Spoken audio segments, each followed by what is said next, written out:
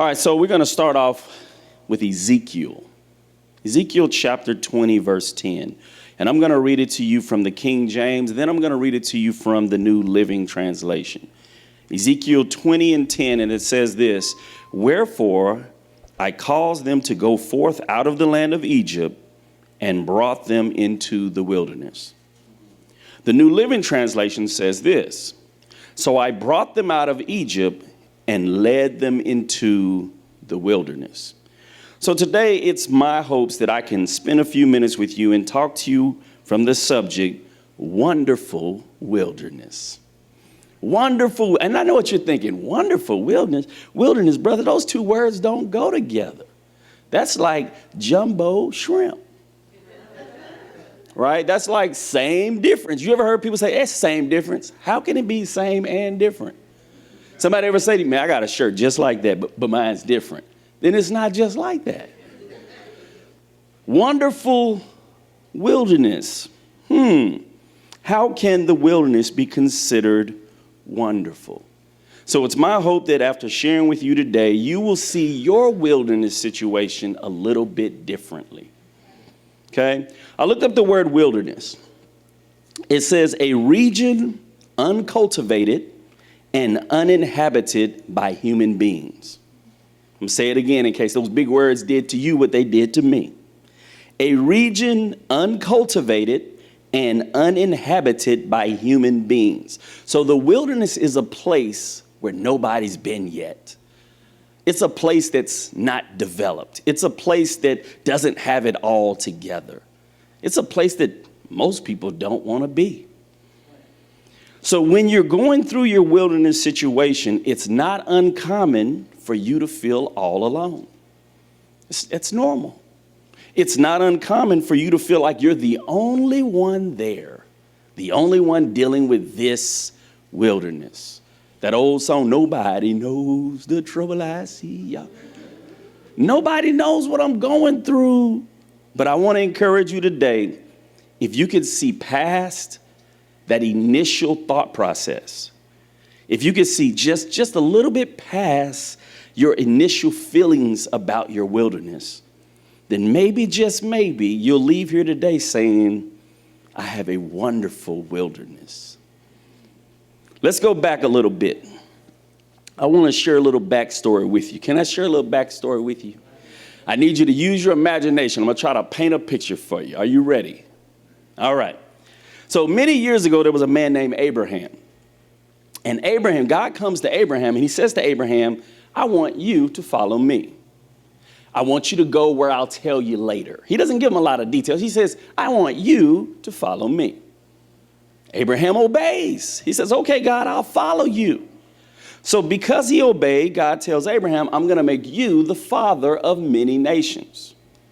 Abraham's old. He don't have no kids yet. How can I be the father of many nations and I ain't got no kids? He's like 100. His wife is like 90. And God says, y'all going to have a baby. Now, I'm 46 and I don't want no more babies. I couldn't imagine being 100 trying to chase around a little, man, no. Just give me a dog, Lord. I'll take a dog. He tells him you're going to be the father of many nations. But his wife, Sarah, wasn't able to have kids. Then God intervenes. Okay? When God intervenes, they give birth to a baby named Isaac. And then Isaac has two boys, twin sons, Jacob and Esau. And then Jacob has 12 boys, 12 of them. He had two wives. One he kind of liked and the other one he really liked. So when he had his first child with the one he really liked that boy. That was his favorite boy. His name was Joseph. Okay? Now, I wake my sons up like this every morning. Good morning to my favorite oldest son. And then I go to the next one. Good morning to my favorite youngest son. Now get out of the bed. That way they know they're my favorite, right? So Jacob has a son named Esau. Jacob has a son named Joseph. And Joseph is a dreamer. He sees what God is going to do in his life. And he tells his brothers about it. God's going to bless me. Y'all going to bow down to me one day. First off, you're daddy's favorite. Second off, now you're going to come throw your dream in our face. We don't like you. So they beat him up a little, like big brothers do. But that wasn't enough. They decided to sell him away in slavery. They took the coat that his dad gave him. His dad gave him a nice coat, nice coat. Only one like it. They dipped it in blood and told the dad that he got attacked by an animal and he's gone, Daddy. Jacob, so heartbroken, his favorite son is gone. They sell the brother off into slavery. He gets bought by a wealthy man named Potiphar. Joseph is so excellent at what he does that as a slave, the master says, I want you to run my entire compound. I don't know if that rings to you like it does to me. No one turns over their whole compound to a slave. But he's so honorable in all that he does that God blesses him. He favors him. Okay? So one day, Potiphar's off at business, and Potiphar's wife looks and she sees that Joseph looks a lot like me, right?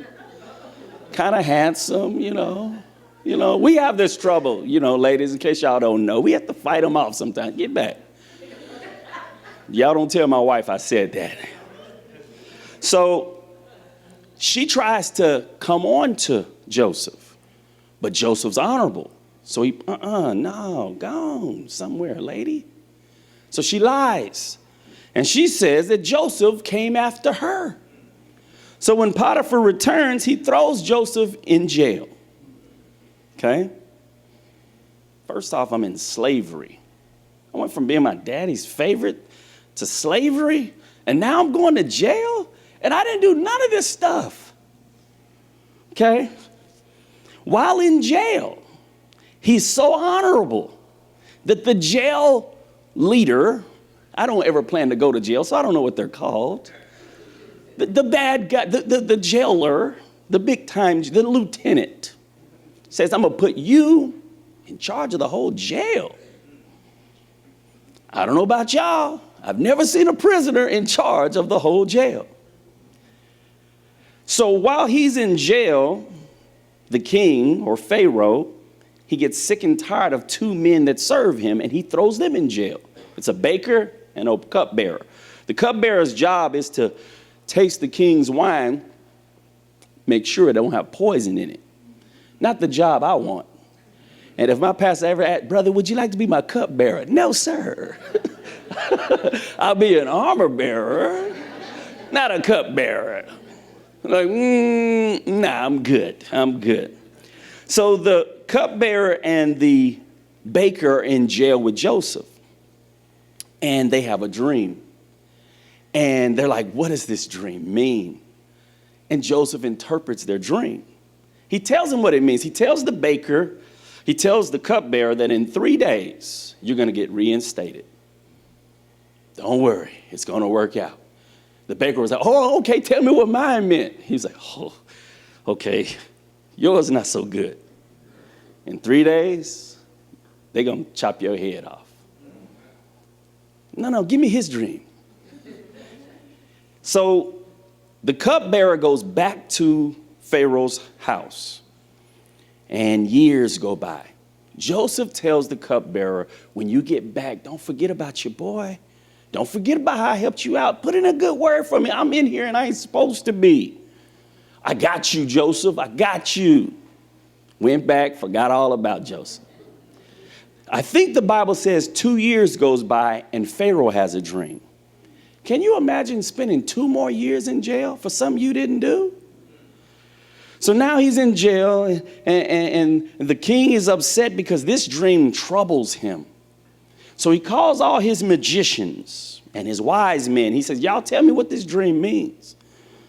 And they say, how are we supposed to? I don't know. It could mean a lot of stuff.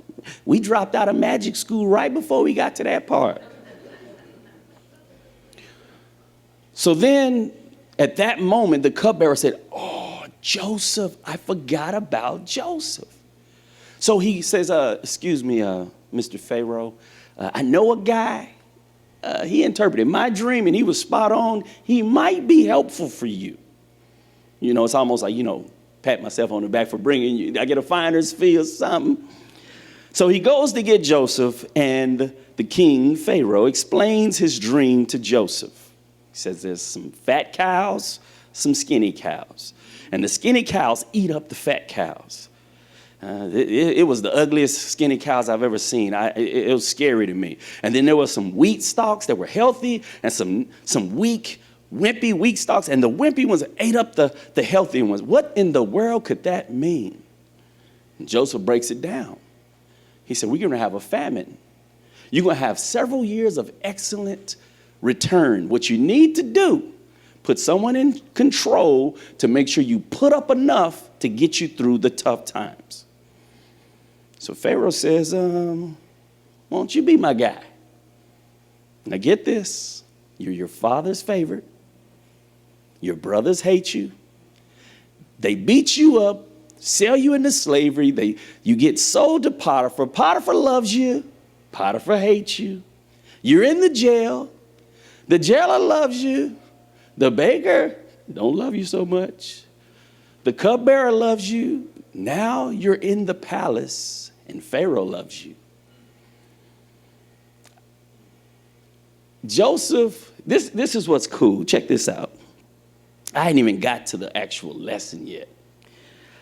The famine hits, right? Joseph, or Jacob, Joseph's daddy, who thinks he's dead, sends his sons to go get grocery. If you're from New Orleans, they say, go make grocery, baby. Go make grocery. And so he comes in to get the grain and get what they need to sustain, and his brothers don't even recognize that that's their little brother who they sold into slavery. When I read that, you know what God placed in my spirit? He placed in my spirit that if you go through your wilderness the right way, he will bless you so much. You can't cry this early. He will bless you so much that the people of your past won't recognize you. I mean, it's your brother. You don't know me. So he plays some games on his brothers. Then he tells his brothers, it's me. He says, go get dad and bring dad back. So he goes to get dad, and all the family comes back to Egypt, and they're all good. They're saved during the famine. And then Joseph dies. Joseph dies, but before he died, Pharaoh says, there's no one greater in this land other than me. You're the next greatest. Pastor said a few minutes ago that he called me his right hand. I appreciate that, Pastor. Just don't cut it off. Don't cut your right hand off. If it offends you, chop it off. But Joseph was Pharaoh's right hand. And there was no one greater in this land than Joseph other than the king. But Joseph dies. And the new Pharaoh doesn't have the same honor as the old Pharaoh. And he starts to watch as Joseph's people start multiplying. Hold on. They starting to pop out like rabbits. There's too many of them. I'm going to be honest. If we don't get this under control, they will take over Egypt. We will no longer be the majority. Kind of feels like today's politics. So Pharaoh decides to enslave the people of God. And to make things worse, he says every male child, he tells the midwives, every time a woman gives birth, if it's a boy, kill him. If it's a girl, let him live. But the midwives, they couldn't do it. They couldn't do it. And when Pharaoh found out that they didn't kill him, he had his men throw the baby boys into the river. So there's a mother who gives birth to a baby, and she wants to save her baby boy. So she sends him up the river in a basket. That little boy's name is Moses. Y'all still with me so far? Okay, all right. I ain't lost nobody. Anybody in the river right now? Okay, good. Everybody's with me. So as the the little sister or the big sister of Moses puts him in the basket and she pushes him out, cross her finger, please protect my little brother. The basket starts flowing down the river and it lands in this area where Pharaoh's daughter is bathing.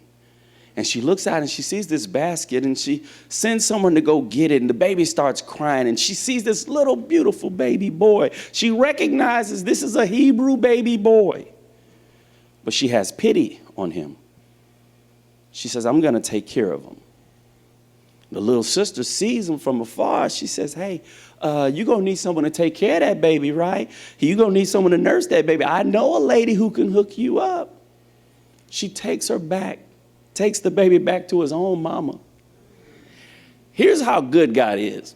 Not only does Moses get to stay in the home of his own mother and get nursed until he's weaned, but they got paid to do it. Get paid to nurse your own baby? That's like they say for us fellas, you ain't never babysitting when it's your own kid. I got to babysit these children. So now, Pharaoh grows up in the house of Pharaoh. Moses grows up in the house of Pharaoh. Brilliant education. But there's something inside of him that tells him, this is not me. There's something missing in me. I don't know why I identify with these people over here, the ones that you're mistreating, the ones that you're beating, the ones that I identify with them for some reason. So the people of Israel cry out to God. We're tired of being slaves. We don't want to be slaves no more. Will you save us? You told our fathers, Abraham, Isaac, and Jacob, you had promises for us. Lord, I'm cashing in my promises. God hears their prayer. God hears their cry. So he sends a man named Moses. There used to be a boy named Moses. And Moses is sent to tell Pharaoh, let God's people go. The people that you're using for slave labor, let them go. Pharaoh's like, nah, not today. So God sends plague after plague after plague after plague. I mean, after the first plague, I'm good. When everything turned to blood, I'm like, I'm out. Then there was locusts. I'm not scared of bugs, but I don't want to be surrounded by them. Then the frogs. I'm out. Get somebody else to do it. I'm out. He resists all the way up until the end when God puts death as the plague. And his son, Pharaoh's son, is caught up in death. And then Pharaoh says, all right, fine, take these people, get them away from me. Let them go. And that's where we are today. Now are you ready to start?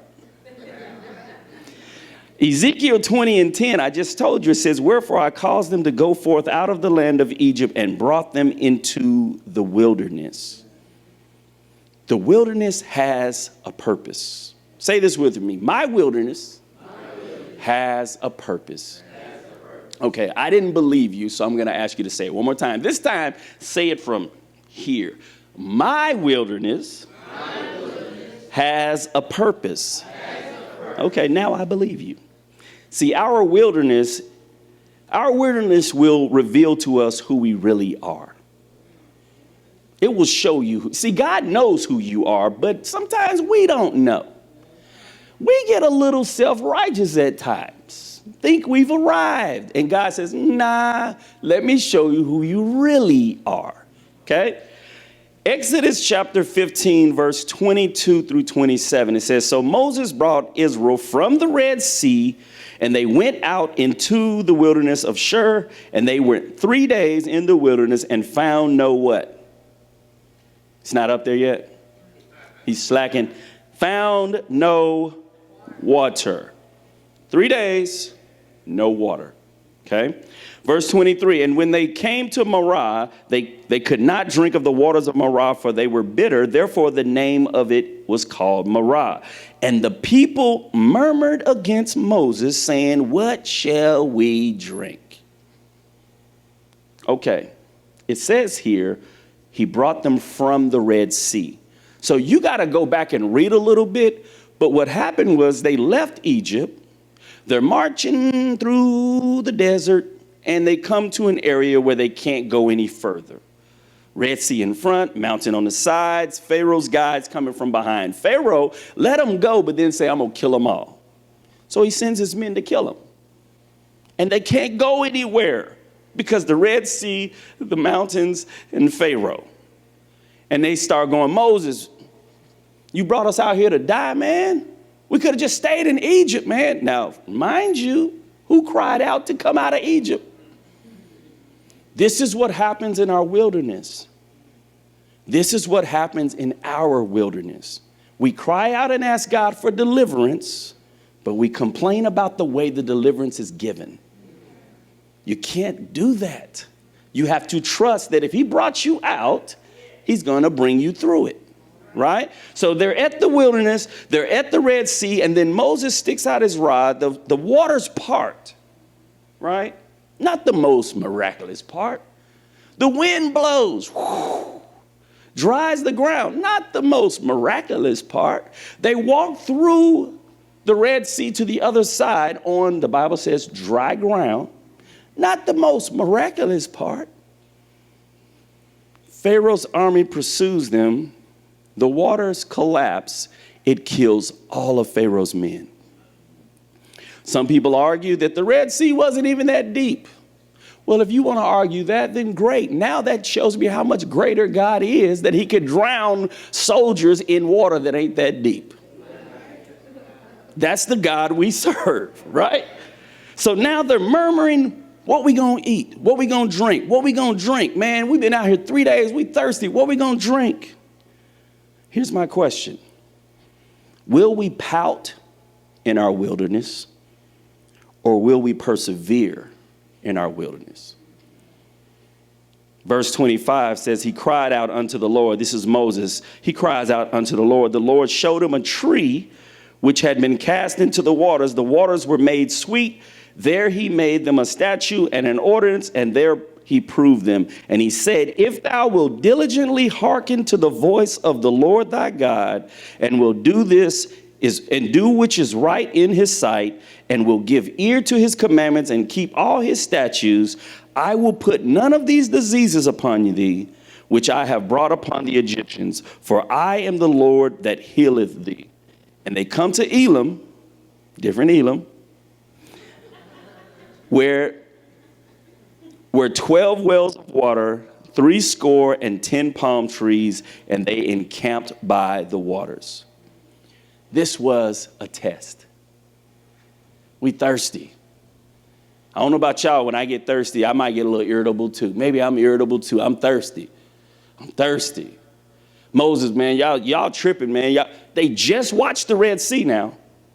They saw the Red Sea. I don't know what you've seen God do in your life, but we forget it so fast when we go up against the next hardship. You got to remember the Red Sea. That wasn't that long ago. But here's the beautiful thing. They get to water and they're thirsty, but the water is not good to drink. It's bitter. Man, what are we supposed to do with this, man? Complain. So Moses said, Lord, I don't know what to do, man. Help me out. He says, all right, take that stick, throw it in the water. He takes the stick, throws it in the water, it neutralizes the water. The water is now good to drink. But they didn't stay there. Did y'all catch that? They left to go to Elim.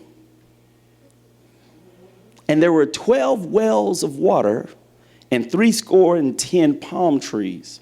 He provided even greater. You see, that's the God we serve. They just wanted something to drink. God says, not only am I going to give you something to drink, I'm going to give you some delicious well water and the palm trees to cover you in this heat.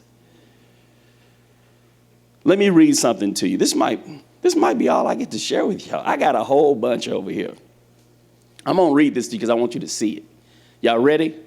This is the New Living Translation. Write this down, though, so you can go back and read it. Just make sure Brother Code is not lying to you. Exodus 16:11 through 31. And all I want you to do is just see where you may fit into this scene. Verse 11 says, Then the Lord said to Moses, I have heard the Israelites' complaints. Now tell them, in the evening you will have meat to eat, and in the morning you will have all the bread you want. Then you will know that I am the Lord your God. That evening, vast numbers of quail flew in and covered the camp. And the next morning, the area around the camp was wet with dew. When the dew evaporated, a flaky substance as fine as frost blanketed the ground. The Israelites were puzzled when they saw it. What is it? They asked each other. They had no idea what it was. And Moses told them, It is the food the Lord has given you to eat. These are the Lord's instructions. Each household should gather as much as it needs. Pick up 2 quarts for each person in your tent. So the people of Israel did as they were told. Some gathered a lot, some only a little. But when they measured it out, everyone had just enough. Those who gathered a lot had nothing left over, and those who gathered only a little had enough. Each family had just what it needed. Sounds like we serve a good God. Verse 19, Then Moses told them, Do not keep any of it until morning. But some of them didn't listen and kept some of it until morning. But by then it was full of maggots and it had a terrible smell. Moses was very angry with them. I could just see it right now. I didn't save none, Moses. I don't know what that smell is. No, we know which tents didn't listen, right? I can walk by your tent. You didn't listen. You didn't listen. You all right? Verse 21, After this, the people gathered the food morning by morning, each family according to its needs. And as the sun became hot, the flakes that had not been picked up melted and disappeared. On the 6th day, 4 quarts for each person instead of 2. Then all the leaders of the community came and asked Moses for an explanation. He told them, This is what the Lord commanded. Tomorrow will be a day of complete rest. Even gives you rest? A holy Sabbath day set apart for the Lord. So bake or boil all as much as you need today and set it aside for what is left for tomorrow. So they put some aside until the morning, just as Moses had commanded. And in the morning, the leftover food was wholesome and good, without maggots or odor. So when I tell you to take enough for one day, if you don't listen, it turns into maggots and stink. And then I tell you today, you could take it for 2. I don't know. Last time I took it for 2 days, it smelled. Oh, God. Do what I tell you to do. Verse 25, Moses said, Eat this food today, for tomorrow is the Sabbath day dedicated to the Lord. There will be no food on the ground today. You may gather the food for 6 days, but the 7th day is the Sabbath. There will be no food on the ground that day. Some of the people went out anyway on the 7th day, but they found no food. Man, he sounds like a teacher. The Lord asked Moses, How long will these people refuse to obey my commandments and instructions? They must realize that the Sabbath is the Lord's gift to you. That is why he gives you 2 days supply on the 6th day. So there will be enough for 2 days. On the Sabbath day, you must each stay in your place. Do not go out and pick up food on the 7th day. So the people did not gather any food on the 7th. The Israelites called the food manna, and it was white like coriander seed and tasted like honey wafers. I know that was a lot to read, but I wanted you to see it all. He provides them water last chapter. Now they're like, man, we hungry. Well, at least back in Egypt, we had meat to eat and everything. Okay, Moses, tell them I heard their complaints. I'm going to provide meat. I'm going to provide all the bread they can eat. Question, how did these people get to the wilderness? How did they get out there? Did God lead them into the wilderness? You can say yes. If God leads you there, he will lead you through it. We have to remember this before we start to complain because I ain't got this and I ain't got that. Did I lead you into this wilderness? Then I will provide everything you need. Trust me. Now, this was the first case of Uber Eats and DoorDash known to man. I mean, it was delivered right to their door. I have never had a two-piece biscuit just come to me, right? The quails, it said it filled. Those quails just laying like, Lord sent us so you can have something to eat, Brian. Go on, fry me up real quick. Don't be putting no hot sauce on me either. I just told you if God leads you into it, he'll provide for you every step you should take. But just in case you need a little bit more proof, let me show you this. Deuteronomy 2:7. Deuteronomy 2:7. It says, for the Lord thy God hath blessed thee all in all the works of thy hand, and he knoweth thy walking through this great wilderness these 40 years. The Lord thy God hath been with thee. Thou hast lacked nothing. Not 40 days. 40 years God has shown himself faithful. In the wilderness. Not in the palace. In the wilderness. I feel like y'all still don't believe me. Not only will he provide for us, God will preserve us as well. Deuteronomy 29:5. Check this one. I love this. It says, and I have led you 40 years in the wilderness. Your clothes are not waxing old upon you, and thy shoe is not waxing old upon thy foot. I know what you're thinking. Waxing, what is that? So I'm going to tell you what it says in the New Living Translation. It says, for 40 years I led you through the wilderness, yet your clothes and sandals did not wear out. I don't know about y'all. I ain't got nothing I had 40 years ago. That's the God that we serve. And if you go through your wilderness properly, he will preserve you. He will provide for you. Don't despise your wilderness situation. This is a hard one. Why do I have to go through this wilderness? Don't despise it. It's doing something for you. It's doing something in you. James chapter 1, verse 2-4 says this, my brethren, count it all joy when you fall into divers temptations, knowing this, that the trying of your faith worketh patience.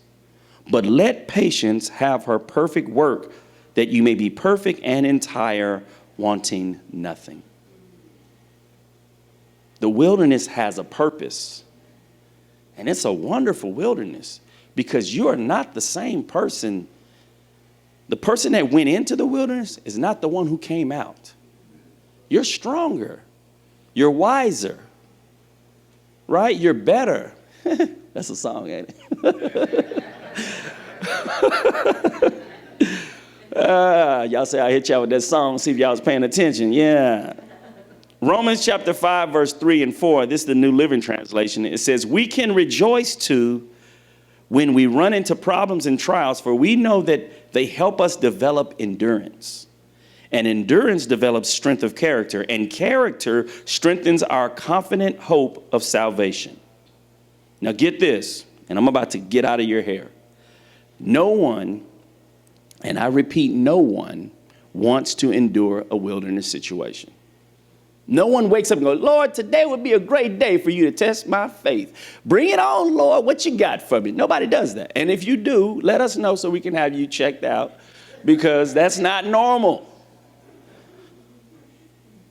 But it's often only in these situations that you really get to see God work. We say we want to see God work, but don't take me through the wilderness. That's where I do my best work. In the wilderness. Let me take you out here in the wilderness. So this is why I call it a wonderful wilderness. In the wilderness, they saw the Red Sea get parted. God at work. In the wilderness, they saw manna and the quail come. God at work. In the wilderness, they were even given the 10 Commandments. God at work. But please remember this. Write this down. This is the only thing I'm asking you to write down. God does not use our wilderness to harm us. He uses it to hone us. It's to make you better. You thought you were different when you went into that wilderness. You thought you were stronger than that. You started judging other people for them falling and failing in their wilderness. But when God led you through your wilderness, you got a chance to see, I need the Lord to get through this.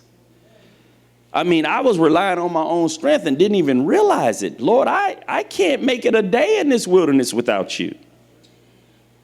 In 2 Corinthians 12, Paul talks about a time that he has a thorn in his flesh. And it says that 3 times I begged the Lord to take it away. I begged him. Now, if you think God is going to listen to anybody, you would think it'd be somebody like Paul, right? He begs God to take it away, and each time he said, my grace is all you need. My power works best in weakness. So now I am glad to boast about my weaknesses so that the power of Christ can work through me. Many times we pray and we want God to take us out of the wilderness. Take us out of the wilderness, Lord. Lord, remove this wilderness from me.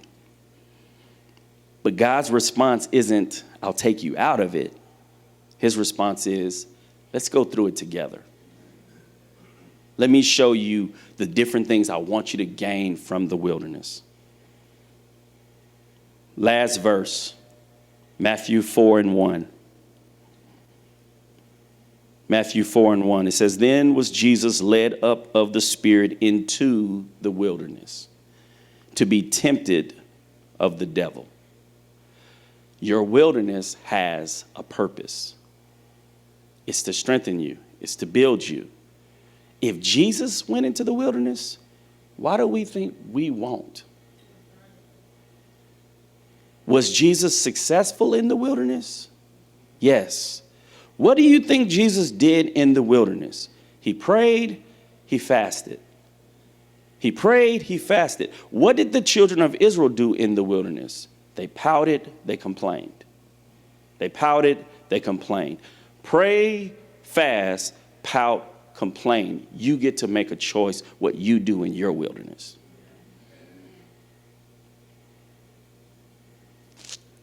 If you pout and you complain, all you'll do is prolong your wilderness experience.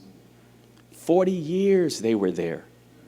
I think they say it was like a 3-day journey. I don't know what your wilderness is, but I can guarantee you this, a lot of us are prolonging our experience because of disobedience. And he doesn't kill us off in our wilderness. He gives us grace to get it right so that maybe, just maybe, I can bring you to that promised land. Nope, another day you got. Nope, another day you got. You remember when we was young, you get punishment, like, all right, you on punishment for a week.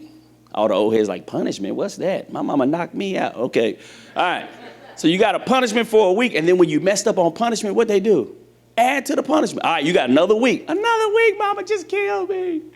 I can't do it. If we can be like Jesus and pray and fast, the Lord will power us up for what comes next. He doesn't take you out of the wilderness, but he empowers you to go through what's next. So when the devil says, Jesus, you hungry, ain't you? Turn those stones into bread. Jesus says, nah, kick rocks. Jesus, I got another proposition for you. Nah, get lost. Jesus, I know you didn't see my other 2, but check this one out. Get thee behind me, Satan. The only reason he can do that is because he was powered up, because what he did in the wilderness gave him the power. You pray, you fast, you seek God's face. If you do that instead of pout, instead of complain, you will come out of your wilderness stronger, better. What's the last one? Wiser. There you go. Extra credit for you.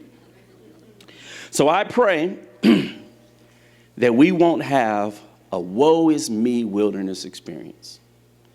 I pray that we will have a watch my God work wilderness experience. And as I always say before I exit this stage, thank you for lending me your ear, and I pray you give God your heart. God bless you.